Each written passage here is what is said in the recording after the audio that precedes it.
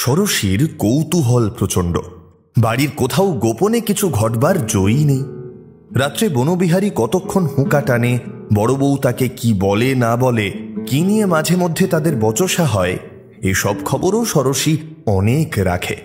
এক্ষেত্রেও আড়ালে দাঁড়িয়ে বউয়ের কথাগুলো শুনতে সে বাকি রাখল না। তখনকার মতো ষোড়শী চুপ করে রইল। বড় বউ চুল বেঁধে দিতে চাইলে বিনা আপত্তিতে চুল বাঁধল। সিঁদুর পরানোর পর যথানিয়মে তাকে প্রণামও করল। জিনিসপত্র অধিকাংশ সকালে সরানো হয়ে গিয়েছিল।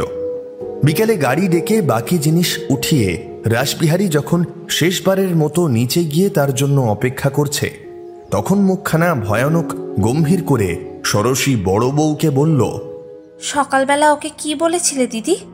কাকে? ঠাকুরপোকে? কই কিছু বলিনি তো।